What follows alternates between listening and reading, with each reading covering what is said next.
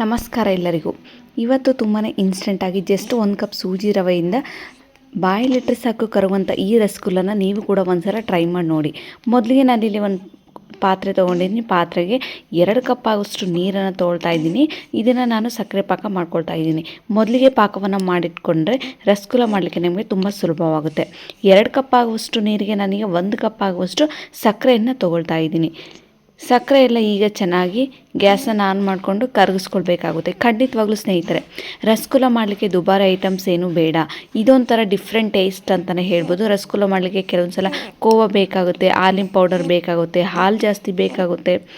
ಈ ಥರ ನೀವು ಯಾವುದೇ ರೀತಿ ಇಂಗ್ರೀಡಿಯೆಂಟ್ಸ್ ಯೂಸ್ ಮಾಡದೆ ಜಸ್ಟ್ ನೀವು 1 ಕಪ್ ಸೂಜಿ ರವೆ ಇದ್ದರೆ ಸಾಕು, ಬಾಯಲ್ಲಿಟ್ಟರೆ ಕರಗುವಂಥ ಈ ರಸಗುಲ್ಲನೂ ಕೂಡ ನೀವು ಟ್ರೈ ಮಾಡ್ಬೋದು. ಬಟ್ ಟೇಸ್ಟ್ ಸ್ವಲ್ಪ ಡಿಫ್ರೆಂಟ್ಸ್ ಆಗಿರುತ್ತೆ ಅಷ್ಟೇ.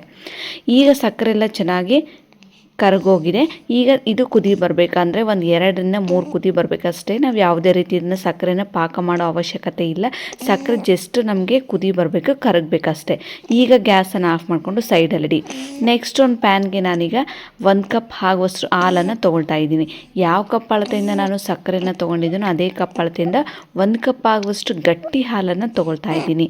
ಸಾಧ್ಯದಷ್ಟು ನೀವು ಕೂಡ ಕಾಯಿಸಿ ಆರಿಸಿರುವಂಥ ಗಟ್ಟಿ ಹಾಲನ್ನೇ ತೊಗೊಳ್ಳಿಕ್ಕೆ ಪ್ರಯತ್ನ ಮಾಡಿ. ನಾನೀಗ ಅರ್ಧ ಕಪ್ ಆಗುವಷ್ಟು ಸೂಜಿ ರವೆನ ತೊಗೊಂಡಿದ್ದೀನಿ. ಮೊದಲಿಗೆ ನಾನು ಯಾವುದೇ ಕಾರಣಕ್ಕೂ ಗ್ಯಾಸನ್ನು ಆನ್ ಮಾಡ್ಕೊಂಡಿಲ್ಲ. ಗ್ಯಾಸನ್ನು ಆನ್ ಮಾಡಿಕೊಂಡ್ರೆ ಏನಾಗ್ಬಿಡುತ್ತೆ ಅಂದರೆ ಅದು ಬೇಗ ಗಂಟುಗಳಾಗ್ಬಿಡುತ್ತೆ. ಆ ಕಾರಣಕ್ಕಾಗಿ ನೀವು ಗ್ಯಾಸನ್ನು ಆಫ್ ಮಾಡಿಕೊಂಡೇ ಇದನ್ನು ನಿಧಾನವಾಗಿ ಸೂಜಿಯನ್ನು ಹಾಲಿನೊಂದಿಗೆ ಮಿಕ್ಸ್ ಮಾಡ್ತಾ ಬನ್ನಿ. ಬೇಗ ಗಂಟಾಗೋದಿಲ್ಲ, ನಮಗೆ ತುಂಬಾ ಸ್ಮೂತಿಯಾಗಿ ಸಾಫ್ಟಾಗಿ ಬರುತ್ತೆ. ಈ ಟ್ರಿಕ್ಸನ್ನು ನೀವು ಖಂಡಿತವಾಗ್ಲೂ ಫಾಲೋ ಮಾಡಿ. ಈಗ ನಾನು ಗ್ಯಾಸನ್ನು ಆನ್ ಮಾಡ್ಕೊಳ್ತಾ ಇದ್ದೀನಿ. ಇದನ್ನೆಲ್ಲ ಚೆನ್ನಾಗಿ ಗಂಟಿಲ್ಲದಂತೆ ಮಿಕ್ಸ್ ಮಾಡ್ಕೊಂಡಾದ್ಮೇಲೆ ಕಂಪ್ಲೀಟಾಗಿ ಲೋ ಫ್ಲೇಮಲ್ಲೇ ಇಟ್ಕೊಂಡು ಮಾಡಬೇಕು. ನಿಮಗೇನಾದರೂ ಸಿಹಿ ತಿನ್ನಬೇಕು ಅನ್ನಿಸ್ದಾಗ, ಇನ್ನೇನು ಹಬ್ಬಗಳು ಬೇರೆ ಹತ್ರ ಬರ್ತಾಯಿದೆ, ಕೃಷ್ಣ ಜನ್ಮಾಷ್ಟಮಿ, ರಕ್ಷಾಬಂಧನ, ಗೌರಿ ಗಣೇಶ ಫೆಸ್ಟಿವಲ್, ಈ ಥರ ಫೆಸ್ಟಿವಲ್ ಸೀಸನ್ಗಳಲ್ಲಿ ನೀವು ಈ ಥರ ರಸಗುಲ್ಲನೂ 1 ಕಪ್ ಸೂಜಿ ರವೆಯಿಂದನೂ ಕೂಡ ತುಂಬಾ ಇನ್ಸ್ಟೆಂಟಾಗಿ ಸ್ವೀಟ್ನ ಮಾಡ್ಬೋದು. ಸೊ ನೋಡಿ, ನೀವೀಗ ನೋಡ್ತಿದ್ದೀರಲ್ವ, ಕಂಟಿನ್ಯೂಸ್ ಆಗಿ ಕೈ ಬಿಡದ ಹಾಗೆ ಇದು ಚೆನ್ನಾಗಿ ಸಾಫ್ಟಾಗಿ ನಮಗೆ ರಸಗುಲ್ಲ ಬರಬೇಕು ಅಂದರೆ ನೀವು ಮಾಡೋ ವಿಧಾನದಲ್ಲೂ ಕೂಡ ಇರುತ್ತೆ. ನೋಡಿ, ಯಾವುದೇ ರೀತಿ ಗಂಟುಗಳು ಸಹ ಆಗಬಾರ್ದು. ನೀವೇನಾದರೂ 1 ಸೆಕೆಂಡ್ ಕೈ ಆಡಿಸೋದನ್ನ ಬಿಟ್ಟರೆ ಅಂದರೆ ಖಂಡಿತವಾಗ್ಲೂ ತುಂಬ ಗಂಟುಗಳಾಗುತ್ತೆ. ಕಂಪ್ಲೀಟಾಗಿ ಲೋ ಫ್ಲೇಮಲ್ಲೇ ಇಟ್ಕೊಂಡು ಇದು ನಮಗೆ ಹದಕ್ಕೆ ಬರೋ ತನಕ ನೀವು ಈ ಥರ ಮಿಕ್ಸ್ ಮಾಡ್ತಾನೆ ಇರಬೇಕು. ಸಾಧ್ಯ ಆದಷ್ಟು ನಾನ್ ಸ್ಟಿಕ್ ತವಾನ ತೊಗೊಳ್ಳೋದ್ರಿಂದ ಸ್ವೀಟ್ ಅದಕ್ಕೆ ನಮಗೆ ಬೇಗ ಬರುತ್ತೆ. ಯಾವುದೇ ಕಾರಣಕ್ಕೂ ತಳ ಕೂಡ ಹತ್ಕೊಳ್ಳೋದಿಲ್ಲ. ನಮಗೆ ಸ್ವಲ್ಪ ಟೈಮ್ ಕೂಡ ಬೇಗ ಸೇವ್ ಆಗುತ್ತೆ, ಕಷ್ಟ ಕೂಡ ಅನಿಸೋದಿಲ್ಲ, ತುಂಬ ಸುಲಭವಾಗಿ ಮಾಡ್ಬೋದು. ಸ್ಟೇನ್ಲೆಸ್ ಸ್ಟೀಲಲ್ಲಿ ಆದರೆ ಏನಾಗ್ಬಿಡುತ್ತೆ ಅಂದರೆ ಕೆಲವು ಸಲ ಅದು ತಳಕ್ಕೆ ಹತ್ಕೊಂಡ್ಬಿಡುತ್ತೆ, ನಮಗೆ ಮಿಕ್ಸ್ ಮಾಡಲಿಕ್ಕೆ ಕಷ್ಟ ಆಗುತ್ತೆ. ಆ ಕಾರಣಕ್ಕಾಗಿ ನೀವು ಈ ರೀತಿ ಚೆನ್ನಾಗಿ ಸಾಫ್ಟಾಗಿ ಮಿಕ್ಸ್ ಮಾಡ್ಕೊಳ್ಬೇಕು. ಖಂಡಿತವಾಗ್ಲೂ ಕೆಲವೊಂದು ಸಲ ಮನೇಲಿ ಹಾಲಿಲ್ಲ ಅನ್ನೋರು ನೀರನ್ನು ಸಹ ಹಾಕಿ ನೀವು ಈ ಸೂಜಿ ರಸಗುಲ್ಲನ ಮಾಡ್ಕೊಳ್ಬೋದು. ಬಟ್ ಹಾಲನ್ನು ಹಾಕೋದ್ರಿಂದ ನಿಮಗೆ ಟೇಸ್ಟೇ ಬೇರೆ ಇರುತ್ತೆ. ಯಾಕೆಂದರೆ ನಾವು ಕಂಪ್ಲೀಟಾಗಿ ಯಾವುದೇ ರೀತಿ ಕೋವಾ ಯೂಸ್ ಮಾಡಿಲ್ಲ, ಹಾಲಿನ ಪೌಡರ್ ಯೂಸ್ ಮಾಡಿಲ್ಲ. ಆ ಕಾರಣಕ್ಕಾಗಿ ನಾನೇನು ಮಾಡಿದ್ದೀನಿ ಅಂದರೆ 1 ಕಪ್ ಆಗುವಷ್ಟು ಹಾಲನ್ನು ತೊಗೊಂಡಿದ್ದೀನಿ. ಅರ್ಧ ಕಪ್ ಆಗುವಷ್ಟು ಸೂಜಿ ರವೆಗೆ 1 ಕಪ್ ಆಗುವಷ್ಟು ಹಾಲನ್ನು ತೊಗೊಂಡು ಕಂಪ್ಲೀಟಾಗಿ ಅದು ಸಾಫ್ಟ್ ಆಗೋ ತನಕ ನೀವು ಚೆನ್ನಾಗಿ ಲೋ ಫ್ಲೇಮಲ್ಲಿ ಇಟ್ಕೊಂಡು ಈ ಥರ ಮಿಕ್ಸ್ ಮಾಡ್ಕೊಳ್ಬೇಕಾಗುತ್ತೆ. ಯಾಕೆಂದರೆ ಈ ಥರ ಕಂಟಿನ್ಯೂಸ್ ಆಗಿ ಮಿಕ್ಸ್ ಮಾಡೋದ್ರಿಂದ ಏನಾಗ್ಬಿಡುತ್ತೆ ಅಂದರೆ ನಾವು ಉಂಡೆ ಮಾಡಿದಾಗ ಅದು ಕ್ರ್ಯಾಕ್ಸ್ ಆಗಬಾರ್ದು. ತುಂಬ ಸಾಫ್ಟಾಗಿ ಗುಲಾಬ್ ಜಾಮೂನ್ ಥರ ನಮಗೆ ಉಂಡೆ ರೆಡಿ ಆಗಬೇಕು. ಇಲ್ಲಾಂದರೆ ಏನಾಗಿ ನೀವು ಬೇಗ ಗ್ಯಾಸನ್ನು ಗಟ್ಟಿಯಾದ ತಕ್ಷಣ ಆಫ್ ಮಾಡಿಬಿಟ್ರೆ ಉಂಡೆ ಮಾಡಲಿಕ್ಕೆ ಬರೋದಿಲ್ಲ. ಬೇಗ ಎಲ್ಲ ನೀರು ಅದು ಸಕ್ಕರೆ ಪಾಕದಲ್ಲಿ ಹಾಕಿದ ತಕ್ಷಣ ಅದು ಒಡೆದೋಗೋ ಚಾನ್ಸಸ್ ಇರುತ್ತೆ. ಆ ಕಾರಣಕ್ಕಾಗಿ ನೀವು ಎಷ್ಟು ಚೆನ್ನಾಗಿ ಇದರಲ್ಲಿ ಮಿಕ್ಸ್ ಮಾಡಿಕೊಂಡು ಚೆನ್ನಾಗಿ ರವೆನ ಅಳಿಸ್ಕೊಳ್ತೀರೋ ಅಷ್ಟು ಸಾಫ್ಟಾಗಿ ಟೇಸ್ಟಿಯಾಗಿ ನಿಮಗೆ ರಸಗುಲ್ಲ ಕೂಡ ರೆಡಿ ಆಗುತ್ತೆ. ನೀವು ನೋಡ್ತಿರ್ಬೋದು, ನೀವು ಮಿಕ್ಸ್ ಮಾಡ್ತಾ ಮಾಡ್ತಾ ಮಾಡ್ತಾ ಇದು ಹದನೇ ಚೇಂಜ್ ಆಗಿದೆ. ಫೈನಲ್ ಆಗಿ ನಾನೀಗ 1 ಟೇಬಲ್ ಸ್ಪೂನ್ ಆಗುವಷ್ಟು ತುಪ್ಪವನ್ನು ಹಾಕ್ಕೊಳ್ತಾ ಇದ್ದೀನಿ. ತುಪ್ಪವನ್ನು ಹಾಕೋದ್ರಿಂದ ನಮಗೆ ತುಂಬ ಸಾಫ್ಟಾಗಿ ಬರುತ್ತೆ. ನೋಡಿ, 1 ಟೇಬಲ್ ಸ್ಪೂನ್ ಆಗುವಷ್ಟು ತುಪ್ಪವನ್ನು ಹಾಕ್ಕೊಂಡು ಗ್ಯಾಸ್ ಇನ್ನೂ ಆನಲ್ಲೇ ಇದೆ. ಒಂದು 2 ನಿಮಿಷ ತುಪ್ಪವನ್ನು ಹಾಕ್ಕೊಂಡು ಆದಮೇಲೆ ಒಂದು 2 ನಿಮಿಷ ನೀವು ಚೆನ್ನಾಗಿ ಈ ಥರ ಮಿಕ್ಸ್ ಮಾಡ್ಕೊಳ್ಬೇಕಾಗುತ್ತೆ. ನೋಡಿ, ಬರ್ತಾ ಬರ್ತಾ ಬರ್ತಾ ಎಷ್ಟು ಸಾಫ್ಟ್ ಆಗಿದೆ ಅಂದರೆ ನಾವು ಯಾವುದೋ ಮೈದಾ ಹಿಟ್ಟು ನಾದಿವಿ, ಗೋಧಿ ಹಿಟ್ಟು ನಾದಿರೋ ಥರ ಅಷ್ಟು ಸಾಫ್ಟಾಗಿ ಬಂದಿದೆ. ಇದೇ ರೀತಿಯಾಗಿ ನೀವು ಕೂಡ ಸಾಫ್ಟಾಗಿ ನಾದ್ಕೊಳ್ಬೇಕಾಗುತ್ತೆ. ನೋಡಿ ನೋಡಿ ಎಷ್ಟು ಸಾಫ್ಟಾಗಿದೆ. ಸೇಮ್ ನಿಮಗೆ ಕೋವಾನ ಚೆನ್ನಾಗಿ ನಾದ್ಕೊಳ್ಳುವಾಗ ಯಾವ ರೀತಿ ಆಗುತ್ತೋ ಅಷ್ಟು ಸಾಫ್ಟಾಗಿ ನಮಗೆ ಈಗ ರೆಡಿಯಾಗಿದೆ. ನಾನೇನು ಮಾಡಿದ್ದೀನಿ ಅಂದರೆ ಈಗ ನಾನು ಗ್ಯಾಸನ್ನು ಆಫ್ ಮಾಡ್ಕೊಳ್ತೀನಿ.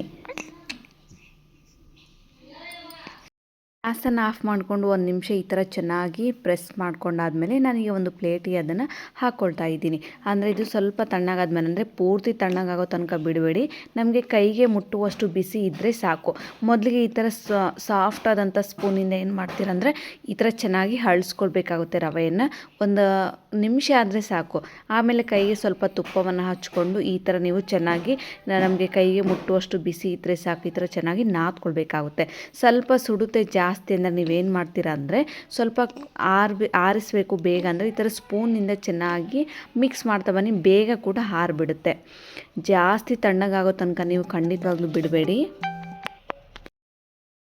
ಸ್ವಲ್ಪ ಸೂಜಿ ರವೆಗೆ ನೀವು ಹಾಲಲ್ಲಿ ಹಾಕಿ ಕಲಿಸುವಾಗ ಸ್ವಲ್ಪ ಸಕ್ಕರೆ ಕೂಡ ಹಾಕ್ಕೊಂಡು ಮಾಡಿ, ಇನ್ನೂ ಟೇಸ್ಟಿಯಾಗಿ ಕೂಡ ಇರುತ್ತೆ. ಇದು ಸೂಜಿ ರವೆಯಿಂದ ಮಾಡಿರುವಂಥ ರಸಗುಲ್ಲನಂತ ಖಂಡಿತವಾಗ್ಲೂ ನಿಮ್ಗೆ ಯಾರಿಗೂ ಗೆಸ್ ಮಾಡೋಕ್ಕಾಗೋದಿಲ್ಲ. ಸ್ವಲ್ಪ ಸೂಜಿ ರವೆ ಜೊತೆ ಹಾಲಲ್ಲಿ ಹಾಕಿ ಸಕ್ಕರೆ ಹಾಕಿ ಮಿಕ್ಸ್ ಮಾಡೋದ್ರಿಂದ ಏನಾಗ್ಬಿಡುತ್ತೆ ಅಂದರೆ ಸೂಜಿ ರವೆ ಸಪ್ಪೆ ಥರ ಅನಿಸೋದಿಲ್ಲ, ತುಂಬ ಟೇಸ್ಟಾಗಿ ಸ್ವೀಟ್ ಕೂಡ ಆಗಿರುತ್ತೆ.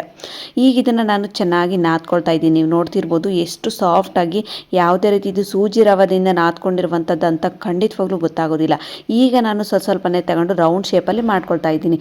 ನೀವು ಬೇಕಿದ್ರೆ ಬೇರೆ ಶೇಪಲ್ಲಿ ಕೂಡ ಮಾಡ್ಕೊಳ್ಬೋದು, ಬಾಕ್ಸ್ ಶೇಪಲ್ಲಾದರೂ ಮಾಡ್ಬೋದು. ಬಟ್ ರಸಗುಲ್ಲ ರೌಂಡ್ ಶೇಪಲ್ಲಿರುತ್ತೆ, ರೌಂಡ್ ಶೇಪಲ್ಲೇ ನೀವು ಮಾಡ್ಕೊಳ್ಬೇಕಂದ್ರೆ ಗುಲಾಬ್ ಜಾಮೂನ್ ಸೈಜಲ್ಲಿ ಸ್ವಲ್ಪ ಚಿಕ್ಕದಾಗಿ ಮಾಡ್ಕೊಂಡಿದ್ದೀನಿ. ಈ ಥರ ಒನ್ ಬೈ ಒನ್ ನೀವು ಈ ಥರ ಕೂಡ ನೀವು ಶೇಪ್ನ ಮಾಡ್ಕೊಳ್ಬೋದು. ಬಟ್ ನಾನು ಯಾವುದೇ ರೀತಿ ಈ ಥರ ಶೇಪ್ ಮಾಡಿಲ್ಲ. ಸಾಮಾನ್ಯವಾಗಿ ರಸಗುಲ್ಲ ಅಂದರೆ ರೌಂಡ್ ಶೇಪಲ್ಲಿ ಇರುತ್ತಲ್ವ, ಆ ಕಾರಣಕ್ಕಾಗಿ ನಾನು ಕೂಡ ರೌಂಡ್ ಶೇಪಲ್ಲೇ ಮಾಡಿದ್ದೀನಿ. ಖಂಡಿತವಾಗ್ಲೂ ಸ್ನೇಹಿತರೆ, ನೀವೇನಾದರೂ ಇನ್ನೂ ನನ್ನ ಚಾನಲ್ನ ಸಬ್ಸ್ಕ್ರೈಬ್ ಮಾಡಿಲ್ಲ ಅಂದರೆ ಲೈಕ್ ಮಾಡಿ, ಶೇರ್ ಮಾಡಿ, ಹಾಗೂ ನಿಮ್ಮ ಒಂದು ಸಬ್ಸ್ಕ್ರೈಬ್ ಮಾಡೋದನ್ನು ಮಾತ್ರ ಮರಿಬೇಡಿ.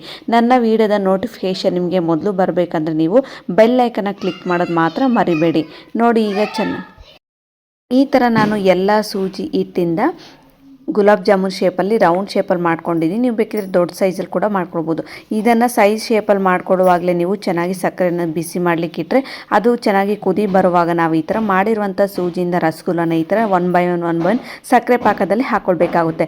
ಇಲ್ಲಿಂದ ನೀವು ಒಂದು ಮೆಥಡ್ನ ನೆನಪಿಟ್ಕೊಳ್ಬೇಕಾಗುತ್ತೆ. ಏನಪ್ಪ ಅಂದರೆ ನೀವು ಚೆನ್ನಾಗಿ ಸೂಜಿಯಿಂದ ಗುಲಾಬ್ ಜಾಮೂನ್ ಮಾಡ್ಕೊಳ್ಳುವಾಗಲೇ ಸಕ್ಕರೆನ ಬಿಸಿ ಮಾಡಲಿಕ್ಕೆ ಇಡಿ. ಅದು ಚೆನ್ನಾಗಿ ಕುದಿ ಬರುವಾಗ ನಾವು ಅಷ್ಟೊತ್ತಿಗೆ ಈ ರಸಗುಲ್ಲನ ರೆಡಿ ಮಾಡಿ ಇಟ್ಕೊಂಡಿರ್ತೀವಲ್ವ, ಕರೆಕ್ಟ್ ಆಗುತ್ತೆ. ಈಗ ಒನ್ ಬೈ ನಿಧಾನವಾಗಿ ಬಿಡ್ತಾ ಬನ್ನಿ. ಖಂಡಿತವಾಗ್ಲೂ ಸ್ನೇಹಿತರೆ, ಜಾಸ್ತಿ ಹೊತ್ತು ನೀವು ಸಕ್ಕರೆ ಪಾಕದಲ್ಲಿ ಕುದಿಸ್ಕೊಳ್ಬೇ ಅವಶ್ಯಕತೆ ಇಲ್ಲ. ಯಾಕೆ ಅಂದರೆ ನಾವು ಚೆನ್ನಾಗಿ ಹಾಲಿನಲ್ಲಿ ರವೆಯನ್ನು ನೀಟಾಗಿ ಅಳಿಸ್ಕೊಂಡಿರ್ತೀವಲ್ವ, ಚೆನ್ನಾಗಿ ಕುದಿಸ್ಕೊಂಡಿರ್ತೀವಿ, ಸಾಫ್ಟಾಗಿ ನಾದ್ಕೊಂಡಿರ್ತೀವಲ್ವ, ಇದು ಜಾಸ್ತಿ ಸಮಯ ಕೂಡ ತೆಗೆದುಕೊಳ್ಳೋದಿಲ್ಲ. ಜಸ್ಟ್ ನಮಗೆ ಒಂದೇ ಕುದಿ ಬಂದರೆ ಸಾಕು. ನಿಧಾನವಾಗಿ ನೋಡಿ, ಈಗ ಕುದಿ ಬರ್ತಾ ಇದೆ. ಈಗೊಂದು ಪ್ಲೇಟ್ನ ಕ್ಲೋಸ್ ಮಾಡಿ ಒಂದು 5 ನಿಮಿಷ ನೀವು ಚೆನ್ನಾಗಿ ಕುದಿಸಿದ್ರೆ ಸಾಕು, ತುಂಬ ಸಾಫ್ಟ್ ಆಗುತ್ತೆ. ನೀವೇನಾದರೂ ಜಾಸ್ತಿ ಹೈ ಫ್ಲೇಮಲ್ಲಿ ಇಟ್ಕೊಂಡು ಕುದಿಸಿದ್ರೆ ಖಂಡಿತವಾಗ್ಲೂ ಇದು ಎಲ್ಲ ಒಡೆದೋಗ್ಬಿಡುತ್ತೆ. ಜಸ್ಟ್ 5 ನಿಮಿಷ ನೀವು ಚೆನ್ನಾಗಿ ಗ್ಯಾಸನ್ನು ಮೀಡಿಯಮ್ ಟು ಹೈ ಫ್ಲೇಮ್ ಇಟ್ಕೊಂಡು ಕುದಿಸ್ಕೊಂಡ್ರೆ ಆಯಿತು. ಫೈನಲ್ ಆಗಿ ನೋಡಿ, ಈಗ ಕುದಿ ಬಂದಿದೆ. ಗ್ಯಾಸನ್ನು ಕೂಡ ನಾನು ಆಫ್ ಮಾಡ್ಕೊಳ್ತಾ ಇದ್ದೀನಿ.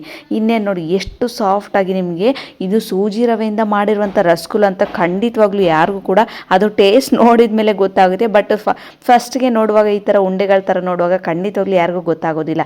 ನೀವೇನಾದರೂ ಟ್ರೈ ಮಾಡಿಲ್ಲ ಅಂದರೆ ಖಂಡಿತವಾಗ್ಲೂ ಒಂದ್ಸಲ ಟ್ರೈ ಮಾಡಿ ನನಗೆ ಫೀಡ್ಬ್ಯಾಕ್ ಮೂಲಕ ತಿಳಿಸೋದನ್ನು ಮಾತ್ರ ಮರಿಬೇಡಿ.